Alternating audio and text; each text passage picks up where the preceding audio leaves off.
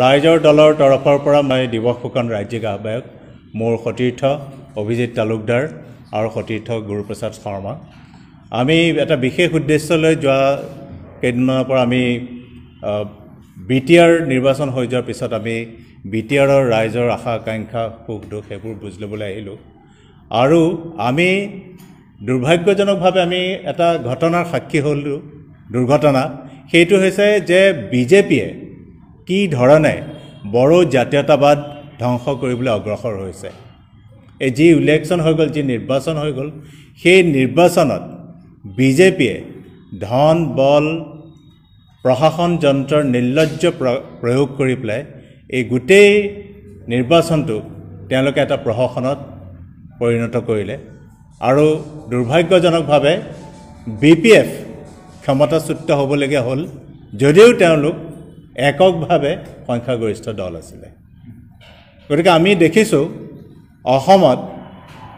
2016 চনৰ পৰা যে বিজেপিয়ে চক্ৰান্তমূলকভাৱে আৰু ক্ৰমান্বয়ে ইয়াৰ যিমানবোৰ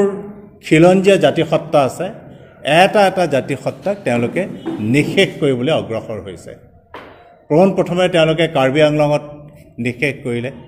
কাৰ্বি আংলঙৰ তেওঁলোকৰ হাতৰা পৰিলে ক্ষমতাৰ হাতৰা তাৰপিছত তেওঁলোকে ডিমা হাছাওলৈ অগ্ৰসৰ হ'ল ডিমা হাছাও তেওঁলোকে দখল কৰিলে বহুতো কু অভিসন্ধিৰে আৰু সেই একে সময়তে তেওঁলোকে আপোনালোকে নিশ্চয় মন কৰিছে যে মিচিংসকলৰ যিটো আঞ্চলিক দল আছিলে গণশক্তিক গ্ৰাস কৰিলে ৰাভা হাছঙত তেওঁলোকে গ্ৰাস কৰিলে তিৱাসকলক গ্ৰাস কৰিলে আৰু অসমৰ এটা অন্যতম আঞ্চলিক দল অসম গণ পৰিষদক গ্ৰাস কৰি এতিয়া অসম গণ পৰিষদ দল বিজেপিৰ বি টিমলৈ পৰ্যবেক্ষিত হ'ল আৰু তেওঁলোকে এইটো যে কৰিছে তেওঁলোকৰ এটা ডিজাইন বা তেওঁলোকৰ এটা সাংঘাতিক ধৰণৰ এটা পৰিকল্পনা আছে ষড়যন্ত্ৰ আছে যে কিদৰে অসমকে ধৰি উত্তৰ পূৰ্বাঞ্চলক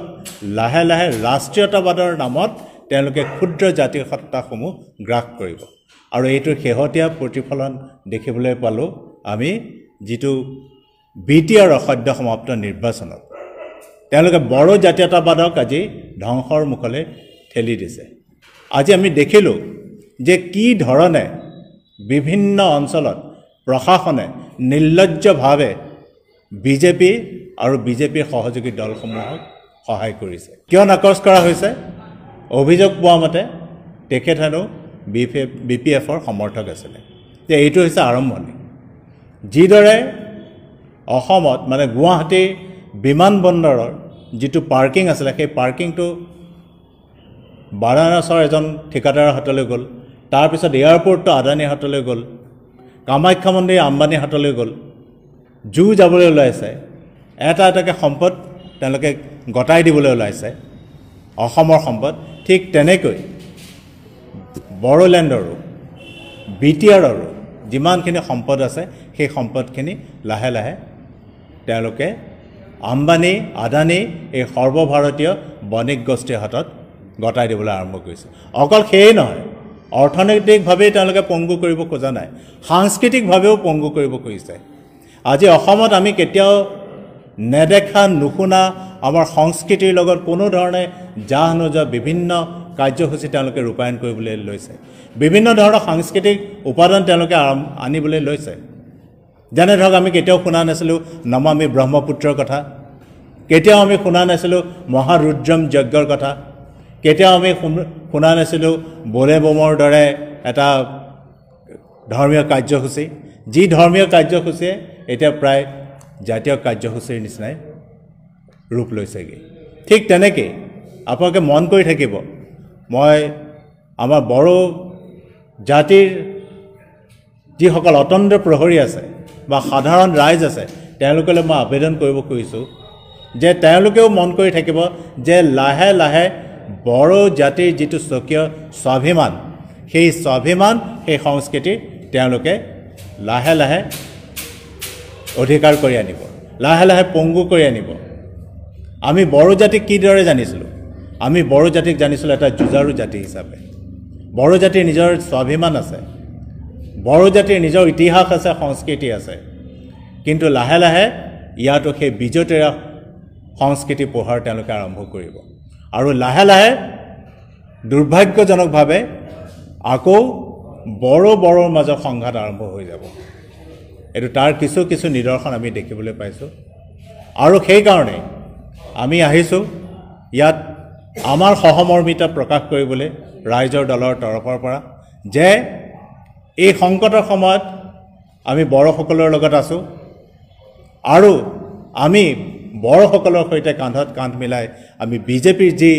আগ্ৰাসী মনোভাৱ যি চক্ৰান্ত যি ষড়যন্ত্ৰ সেয়া প্ৰতিহত কৰিবলৈ আমি অংগীকাৰবদ্ধ যে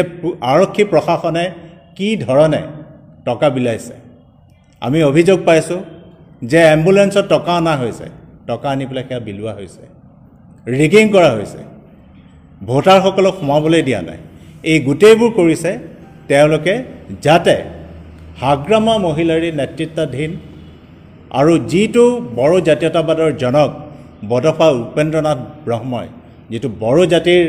ভেটি গঢ়ি তুলিছিলে সেই ভেটিত কুঠাৰাঘাত কৰি ৰাষ্ট্ৰীয়তাবাদৰ তেওঁলোকে ইয়াত ৰামধেনু উৰুৱাব খুজিছে তেওঁলোকে প্ৰায়ে কয় যে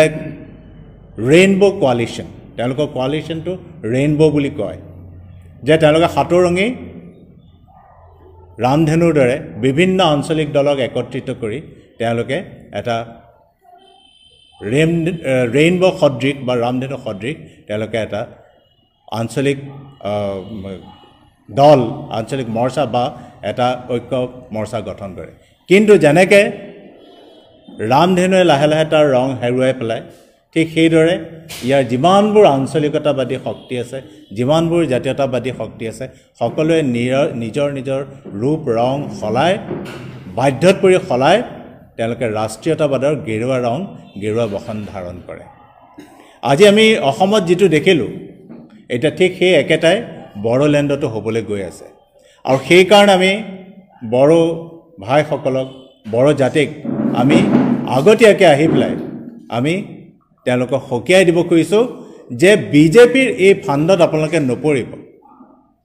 যে আমি অসমীয়াসকলে বিজেপিৰ ফাণ্ডত ভৰি দি বিজেপিৰ চক্ৰান্তত ভৰি দি আমি হেৰুৱালোঁ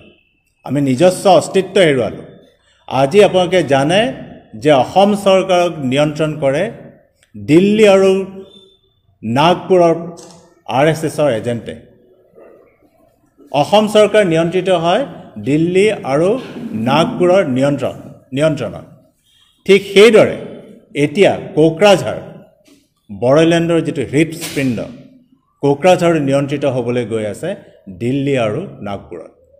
নাগপুৰৰ পৰা এতিয়া আপোনালোকে লাহে লাহে তাৰ উকমুকনি বা উকমুকনিটো আপোনালোকে দেখিব কালি আমি এটা অভিযোগ পাইছোঁ যে ইয়াৰ এজন স্থানীয় ঠিকাদাৰে তেওঁ লোৱেষ্ট বিড কৰাৰ পিছতো এটা 140 কোটি টকীয়া ঠিকা তেওঁক নাকচ কৰা হৈছে অখিল গগৈ ডাঙৰীয়াই কৈছে যে অসমত কোনো ক্ষুদ্ৰ জাতি সত্তাক ৰাষ্ট্ৰীয়তাবাদৰ নামাৱলী ধৰা দলক গ্ৰাস কৰিবলৈ দিয়া নহ'ব এই ক্ষেত্ৰত অখিল গগৈ ডাঙৰীয়াই কেতিয়াও আপোচ কৰা নাই আপোচ নকৰে ৰাইজৰ দলৰ কথা আপোনালোকে জানেই ৰাইজৰ দল হৈছে ঐক্যবদ্ধ আপোচহীন জাতীয় ভাৱাদৰ্শ এক আঞ্চলিক দল এক আঞ্চলিক শক্তি আৰু এই শক্তিক এই দলক নেতৃত্ব দিছে অখিল গগৈ ডাঙৰীয়াৰ দৰে এগৰাকী আপোচহীন নেতাই আৰু যি নেতাক আজি এবছৰৰ ওপৰ কাল চৰকাৰে ষড়যন্ত্ৰমূলকভাৱে কাৰাৰুদ্ধ কৰি ৰাখিছে অখিল গগৈ ডাঙৰীয়া আমি মুক্তি বিচাৰিছোঁ তেখেতৰ মুক্তি আসন্ন আৰু তেখেতে মুক্তি পোৱাৰ লগে লগে আমি আকৌ আহিম কোকৰাঝাৰলৈ আমি বড়ো জাতিৰ বিৰুদ্ধে যি ষড়যন্ত্ৰ হৈছে সেই ষড়যন্ত্ৰ প্ৰতিহত কৰিবলৈ আমি যুটীয়া সংগ্ৰাম চলাম একেলগে আমি সংগ্ৰাম কৰিম আৰু যিমানবোৰ এই ধৰণৰ শক্তি আছে আগ্ৰাসী শক্তি আছে সেই শক্তিৰ আমি ইয়াত সমুচিত প্ৰত্যুত্তৰ দিম এই সমুচিত প্ৰত্যুত্তৰ দিম আমি 2021 চনৰ বিধানসভা নিৰ্বাচনত আমি আশা কৰিছোঁ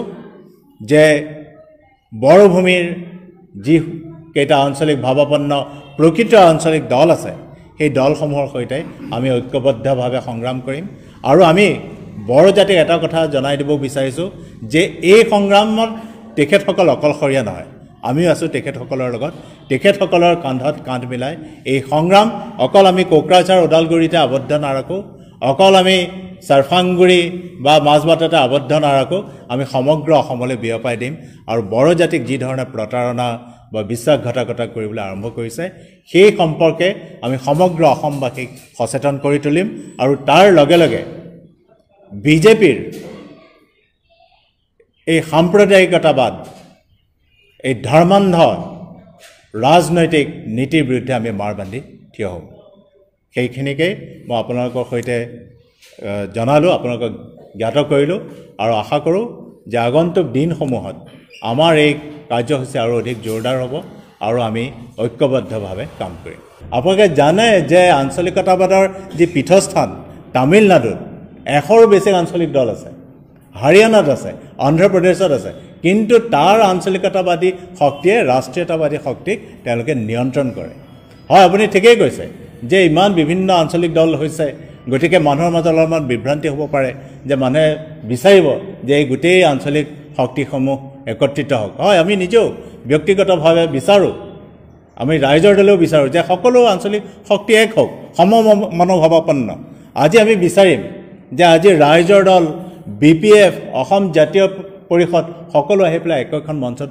অৱতীৰ্ণ হওক ঐক্যবদ্ধ হওক আৰু ঐক্যবদ্ধ হৈ পেলাই আমাৰ আঞ্চলিকতাবাদৰ যিটো ভেটি সেইটো আৰু অধিক সুদৃঢ় কৰি তোলক কিন্তু আজি দিনৰ ৰাজনীতি কিন্তু এটা এলিগেশ্যন আছে যে কোনেও কাৰো লিডাৰশ্বিপ আনিব নিবিচাৰে কাৰণে এনেকুৱা স্পীড মই প্ৰথমতে তেখেতৰ প্ৰশ্নটো লওঁ তাৰপিছত আপোনালৈ আহিম তাৰপিছত আপোনালৈ আপুনি কৈছে যে সকলোৰে লিডাৰশ্বিপৰ তলত থাকিব নিবিচাৰে কাৰণে স্পীড হৈ পেলাই নিজে নিজে আঞ্চলিকতা দলবিলাক খুলি খুলি মানে নিজৰ দল হিচাপে মানে ইহঁতৰ কোনো আইডিঅলজি বা মানে একেটা হ'ব পৰা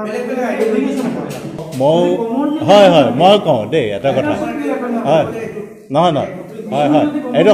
প্ৰশ্নটো খুব সময়োপযোগী হৈছে কিন্তু এজন এক্স জাৰ্নেলিষ্ট হিচাপে মই আগতে সাংবাদিকতা কৰিছিলোঁ যেতিয়া মই সাংবাদিকতা কৰিছিলোঁ তেতিয়া 2খন পেপাৰ আছিলে দেই আৰু মই যেতিয়া সৰুতে আছিলোঁ মাত্ৰ 2খন আসাম ট্ৰিবিউন আৰু দৈনিক অসম মই যেতিয়া চাকৰি আৰম্ভ কৰিলোঁ চেণ্ট্ৰেল লেণ্ড গ্ৰুপত আজিৰ অসম হ'ল তাৰপিছত নতুন দৈনিক হ'ল তেতিয়া মানুহে ক'বলৈ আৰম্ভ কৰিছে এই ইমান কাগজ কিয় লাগে তাৰপিছত লাহে লাহে গৈ পেলাই অসমীয়া দৈনিক কাকত 13খনতকৈ বেছি হ'ল বড়ো ভাষাৰো দৈনিক কাকত ওলাল চেনেল ওলাল কিন্তু সকলোৱেতো চলি আছে তাৰমানে কি মানুহে বিচাৰিছে স্পেচ আছে আৰু মানুহে বিচাৰিছে কাৰণে হৈছে আজি ঠিকেই আমি একেলগ হোৱাটো ভাল আছিলে কিন্তু হ'ব পৰা নাই কাৰণে এইটো নহয় যে সেইটো কাৰণে আমি দুৰ্বল হৈছোঁ বা হেৰি হৈছোঁ স্পেচটো আছে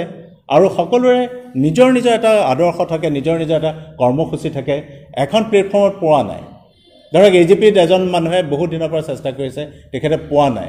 AGPয়ে ধৰক এটা দল মই যিটো দলৰ কথা ভালকৈ জানো তেওঁলোকে কেতিয়াও ছেকেণ্ড লাইন লিডাৰশ্বিপ ফৰ্ম কৰিবলৈ ডেভেলপ হ'বলৈ নিদিলে তেওঁলোকেতো নতুনকৈ কাম কৰিবলৈ আগ্ৰহী হৈ আহিছে তেওঁলোকেতো ক'ৰবাত এটা স্পেচ পাব লাগিব আজি 2টা নহয় 4টা দলো হওক কোনো কথা নাই যেতিয়ালৈকে অসমত আঞ্চলিকতাবাদৰ ধ্বজা পতাকাখন উৰি থাকিব আমি সেইটো বিচাৰোঁ কিন্তু এইটো কথা ঠিক যিহেতু আমাৰ উমৈহতীয়া শত্ৰু হৈছে বিজেপি যদি ভোট বিভাজন ঘটে বিজেপিৰ লাভৱান হ'ব সেইটো আমি হ'বলৈ দিব খোজা নাই গতিকে আমি বিচাৰিছোঁ যে সম মনোভাৱাপন্ন দল আমি কৈছোঁ ৰাইজৰ দল হওক BPF হওক অসম জাতীয় পৰিষদ হওক গণমুক্তি হওক আমি সকলোৱে মিলি পেলাই অহা 2021ত আমি এটা কমন এখন মঞ্চৰ পৰা আমি যুদ্ধ দিম আপুনি কিবা এটা সুধিছিলে নাই ঠিকেই কৈছে কাৰণ আমি কেতিয়াও মই যিটো কৈ আছোঁ ছেকেণ্ড লাইন লিডাৰশ্বিপ হ'বলৈ তেওঁলোকে নিদিয়ে কাৰণ তেওঁলোকে সদায় ক্ষমতাত খামোচ মাৰি থাকিব খোজে প্ৰলোভনৰ ৰাজনীতিত তেওঁলোকে নিজে নিজে গৈ মূৰটো সুমুৱাই দিছে গতিকে মূৰটো যে বলিশালত সুমুৱাই দিব গতিকে তাৰতো ডিঙি কটা যাবই গতিকে AGPৰো সেই ডিঙি কটা অৱস্থা হ'ল তেওঁলোকে কেতিয়াও ছেকেণ্ড লাইন লিডাৰশ্বিপ ডেভেলপ হ'বলৈ নিদিলে স্ক'পেই নিদিলে আগৰ যিকেইজন প্ৰবীণ নেতা আপোনালোকে নকওঁ মই বিভিন্ন ছাত্ৰ সংগঠন আছে এজনৰ গৈ পেলাই 50 বছৰো বেছি বয়স হৈ গৈ তথাপিও তেওঁলোকে ছাত্ৰ নেতা হৈ থাকিব বিচাৰে কিহৰ কাৰণে লোভৰ কাৰণে কিবা এটা লোভ আছে নহয় গতিকে তেখেত এটা সময়ত জাতীয় নায়ক আছিলে সৰ্বানন্দ সোণোৱাল আছয়ে তেওঁক জাতীয় নায়ক কৰিলে কিন্তু সেই সৰ্বানন্দ সোণোৱালে এতিয়া গৈ পেলাই এজন জাতীয় খলনায়কত পৰিণত হ'লগৈ তাতকৈ আৰু দুৰ্ভাগ্যৰ কথা নাই আৰু সেই খলনায়ক হোৱাত আটাইতকৈ ডাঙৰ অৰিহণা যোগালে কোনে ৰাষ্ট্ৰীয়তাবাদী দলে তেওঁক প্ৰলোভন দেখুৱালে যে তুমি গুচি আহা তুমি আমাৰ ওচৰলৈ আহা তোমাক আমি চিফ মিনিষ্টাৰ কৰিম আপুনি যেনেকৈ কৈছে তোমাক আমি চিফ মিনিষ্টাৰিয়েল কেণ্ডিডেট হিচাপে প্ৰজেক্ট কৰিম তোমাক আমি পাব্লিচিটি কেম্পেইন কমিটিৰ চেয়াৰমেন কৰিছোঁ তুমি দলৰ সভাপতি তুমি আহা ইমান সুবিধা পাবা তেওঁ দুৰ্ভাগ্যজনকভাৱে সেই প্ৰলোভনৰ যিটো ট্ৰেপ যিটো ফাণ্ড সেই ফাণ্ডত তেওঁ ভৰি দিলে আৰু ভৰি দিয়াৰ লগে লগে তেওঁ আঞ্চলিকতাবাদীৰ যিটো তেওঁ পতাকা উৰুৱাই আহিছিলে সেই পতাকাখন তেওঁ সামৰি থৈ দিলে কিন্তু আটাইতকৈ গুৰুত্বপূৰ্ণ আৰু ডাঙৰ কথাটো হ'ল যে পতাকাখন অযোগ্য মানুহৰ পৰা যোগ্য মানুহৰ হাতলৈ আহিলে দল হিচাপে বিজেপি ভাংচুৰ হৈ গ'ল হয় আমাৰ নেতাসকল ৰাজ্যখনৰ নেতাসকল একত্ৰিত নহ'ল হয় যদি একত্ৰিত নহয় কেনেকুৱা আপোনাৰ আঞ্চলিক কেনেকৈ ষ্ট্ৰং হ'ব শক্তিশালী কেনেকুৱা হ'ব আজিৰ দিনত এইটো এটা তেখেতে খুব ভাল প্ৰশ্ন কৰিছে আজিৰ দিনত বিজেপিৰ লগত যোৱাৰ কাৰণে কিবা দোষী হ'ল নেকি ৰাইজৰ ইয়াৰ আগ্ৰাসন বিজেপিৰ আগ্ৰাসন নহয় চাওক কিন্তু নেতা ঠিক থাকিলেহে ৰাইজ ভাল হ'ব ৰাইজ ঠিক থাকিলে নেতা ভাল হ'ব নহয় আপুনি অসমৰ কিয় তেনেকুৱা বাতাবৰণ হ'ল এইটো হৈছে আজিৰ দিনত আপোনাৰ ৰাইজৰ খুলিছে হয় আছু খুলিছে অসম জাতীয় পৰিষদ হয় হয় কিন্তু আমাৰ মাজত কোনো মিল নাই কি ক'ব বিচাৰে নহয় এইটো হৈছে তেওঁলোকৰ এটা প্ৰলোভনৰ ৰাজনীতি তেওঁলোকে আপোনালোকে জানে যে যেতিয়াই এটা জাতিৰ মানে যিটো কণ্ঠ সৰব হৈ পৰে তেওঁলোকৰ বিৰুদ্ধে তেতিয়াই তেওঁলোকে সেই জাতিক সেই নেতাক প্ৰলোভন দেখুৱাই তেওঁলোকে আগ্ৰাসন কৰি লয় তেওঁলোকক হাত কৰি লয় তেওঁলোকে হাত কৰি লৈ পেলাই দেখে যে এই জাতিটো যদি আগবাঢ়ি যায় এই জাতিটোৱে কি কৰিব ইয়াৰ সম্পদৰ অধিকাৰ নিজে বিচাৰিব ইয়াৰ মাটিৰ অধিকাৰ বিচাৰিব কিন্তু যদি ইয়াৰ আঞ্চলিক শক্তিয়ে ইয়াৰ সম্পদৰ অধিকাৰ বিচাৰে মাটিৰ অধিকাৰ বিচাৰে তেতিয়াহ'লে এই বিদেশী বণিক গোষ্ঠীক বহিৰাগত বণিকক তেওঁলোকে কেনেকৈ গোটাব আপুনি ঠিকেই কৈছে যে আমি যদি একত্ৰিত হৈ থাকিব পাৰিলোহেঁতেন তেতিয়াহ'লে নোৱাৰিলেহেঁতেন কিন্তু আমি একত্ৰিত হৈ থাকিব পৰা নাই সেইটো এটা আমাৰ সাংঘাতিক ডাঙৰ দুৰ্বলতা আৰু দুৰ্ভাগ্য আৰু সেইটো সুযোগ গ্ৰহণ কৰিছে এই ৰাষ্ট্ৰীয়তাবাদী দলসমূহে তেওঁলোকে প্ৰলোভন দেখুৱাই পেলাই আমাৰ পৰা সেইখিনি শক্তিক তেওঁলোকে আঁতৰাই লৈ গৈছে আপোনালোকে জানে খুব ভালকৈ জানে যে এজিপিৰ মাত্ৰ মন্ত্ৰিত্বৰ লোভত তাত 3জন মন্ত্ৰী তেওঁলোকে পণবন্দী কৰি ৰাখিছে এজিপিক গতিকে এজিপি আজি এটা বিজেপিৰ বি টিমৰ নিচিনা পৰ্যবেক্ষিত হৈ গ'ল গতিকে হয় আপুনি ঠিকেই কৈছে যদি আমি একত্ৰিত হৈ থাকিব পাৰিলোহেঁতেন এইটো নহ'লহেঁতেন আৰু সেইকাৰণে আমি আহিছোঁ একতাৰ বাণী লৈ পেলাই একত্ৰিত হোৱাৰ আমাৰ এটা আকাংক্ষা আছে দুৰ্বিনীত আকাংক্ষা আমি আশা কৰিছোঁ যে আগন্তুক দিনসমূহত আমি গোটেইবোৰ আঞ্চলিক শক্তি একত্ৰিত হ'ব পাৰিম কাৰণ এই সকলোবোৰৰ উন্নয়ন হ'লেই প্ৰথম কথা হৈছে অসমখনৰ উন্নয়ন হ'ব গতিকে আমি বিচাৰোঁ কিন্তু তেওঁলোকে বিচাৰে আৰু সঁচা কথা যে কিছু মানুহ সাংঘাতিক ধৰণৰ অভিলাষী তেওঁলোকে ভাবে যে তেওঁলোকৰ অভিলাষ পূৰণ নহ'ব আজি এইটোও হয় ইয়াতে যদি আমি বড়োলেণ্ডৰ কথাকে যদি চাওঁ আজি BPF আছিলেই BPF 15 বছৰ ধৰি শাসন কৰি আছে যথেষ্ট উন্নয়নমূলক কাম কৰিছে সেইটো নাই কৰা বুলি কোনোবাই ক'ব নেকি মইতো নিজেই দেখি আছোঁ মোৰ নিজৰ অভিজ্ঞতা যোৱা 30 বছৰ কি হৈ আছে আৰু তাৰ আগৰো মই দেখিছোঁ 1973 চনৰ পৰা কি আছিলে এই কোকৰাঝাৰ